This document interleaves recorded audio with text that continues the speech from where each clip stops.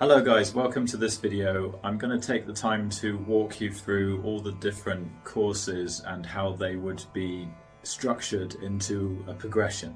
So where you're beginning, where you can go to next, and what's the most complex material, because there's so much on there now that I think that it would be good just to show you guys a good route of progression and just try to kind of put everything into context a bit more. So I've divided it into 6 different levels of progress, and each of the different courses, you shouldn't feel that you can't just have a peek at the different courses, even if it's one that I'm saying is, you know, level 5 or level 4 or something like that. You can still look through it, and you know, watching the examples, that's always just going to inform you. And just as you'd sit down and watch a musician do all kinds of complex things, you need to just hear those things to, you know what you're going to aspire to, and just to kind of be excited by the music. So feel free just to kind of browse around. So to begin with, the essential techniques for Indian guitar, that's the flagship course that I would get everyone to start there. This course, I think up to page 4 is, all of that stuff is really good for people starting out and people just getting to know this material. So we're covering the sargam, sarigama pada nisa, and we're looking at just the basics of scale practice and playing in different octaves, left hand and right hand techniques, and then looking at the structure of the alap, because this can be the simplest thing to do or the most complex thing to do. The alap can be very simple, very easy, or it can be the most virtuoso part of a performance in a way that takes the most mastery. But understanding the structure at an early stage is really important. And then we move on to the Volambit speed and playing very slow things and using some of the ornamentation techniques, bends, slides, hammer-ons, pull-offs. And then there's a simple composition there. And then we go into the Madhya section, which is medium paced. So there's different exercises there that take a little bit more control and fluidity to get through, and the composition is a bit more developed. We understand how the tabla works. So all of that material is fairly approachable at a beginner or intermediate level, or even if you're an advanced player but you're new to Indian music. All of this stuff is arranged just to give you a foundation, give you all the core skills that you're going to need to progress. And there's nothing in there which is particularly difficult that I would say, you know, you won't be able to do this until you've done something else first. You can pretty much work through that stuff, and everything should be more or less attainable to get started with. Okay, so then moving on to stage 2, we're just varying what we are doing, and we're not necessarily doing anything particularly different at this stage, but we're expanding it into different rags, and some of the rags have got a different kind of structure, and you have to understand the notes of the octave a bit better just to kind of move around. But the thing that I would highlight here is that what I think a lot of people will find is that if they go through essential techniques up to page 4, they'll probably find a fairly smooth progression. But beyond that, when it gets into the drut and jala speeds, suddenly it becomes much more it becomes more difficult, or at least the material that you're playing is meant to be played very fast and very flowing, and it doesn't really give you much until you've actually built up that kind of speed. So for a lot of people, they'll progress through to page 4, but then it might be a long time before they can realistically make much use of the material that's in page 5 and 6. So at this point, I would actually encourage people to sort of take a bit of a diversion and maybe switch to a different rag to freshen things up. So if you switch into rag jog, for example, you can look at that first chapter and you won't have anything there that's going to trip you up. You'll straight away be able to get on with that rag, and it will be refreshing and new.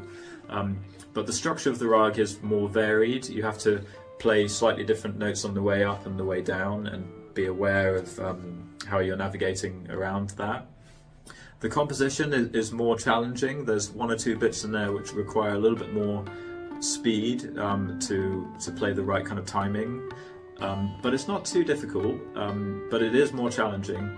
And then there's an exercise that actually uses 3-octave range, so it starts all the way down and then moves all the way up to the top and has a bend on the high E string right at the top of the fretboard. So that's definitely more challenging than the exercises that you've done previously in the essential techniques in the Madhya section. So the first part of that course, I think, is quite a good second stage. And then the Raag Charakeshi, the course is called Raag Charakeshi Challenge, and this one actually goes on to do some of the most difficult material. It quite quickly moves on to really difficult material, but I've actually found that the beginning stages of this are very, very beneficial for beginner or intermediate students. So a lot of my students that are still fairly new to Indian music or new to the guitar have actually got a lot out of just starting out this progress, starting out this process. Because there's many different patterns using 3s, 4s, 5s, and 6s, and 7s, and 8s. And even if you just look at just the patterns of 2, 3, and 4, then that gives you a really good foundation. And you can combine the different combinations together, so you start doing things like 2 and 3 to make 5, or 3 and 4 to make 7. So that's a bit more complicated. But if you do it slowly, then this material is not too difficult. If you just walk through it at your own pace, it's okay. And there are some exercises around chapter 2 that are kind of practice loops that just do things quite slowly and methodically.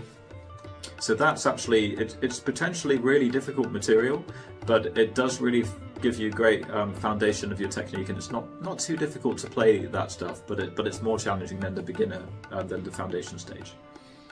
And then the Raag Hamsadwani there, up to page 4, so sorry, it's all on one page, isn't it? Up to chapter 4, this is an unusual scale, and it moves across different scale shapes that are not the kind of normal scale shapes on the guitar, because it's an unusual kind of pentatonic rag. And it does use a 3-octave range, so like that Raag jog exercise, it does use the whole range going from the low D string up to the top E string and bending. And the composition is much longer as well, so that's quite challenging to get that whole composition. But again, I've had kind of beginner intermediate students get pretty good use out of that material, so it's not too difficult to get started with that. If you want to start one of these courses, you can buy them individually, or you can subscribe monthly to access all of them. For subscribers, there will be new content every month, including live streams where we can answer your personal questions and go into more detail about applying this material. So far we've covered Raag Yaman, Raag Bageshri, Jog, Hamsadwani, Kafi and Raag Malkons, and there's much more to come. This body of work is a culmination of the 18 years experience I have as a guitar teacher, combined with the knowledge acquired through studying the sitar directly, and then adapting that material using the guitar techniques that suit this style best. To create these courses and gather the most authentic material possible, I work closely with other Indian classical musicians such as Manish Pingle and Gurudeng Riot. I'd like to give a special thanks to my guru Roopa Panesar, who has guided me in the creation of these courses. Much of the material has been adapted directly from my training with her.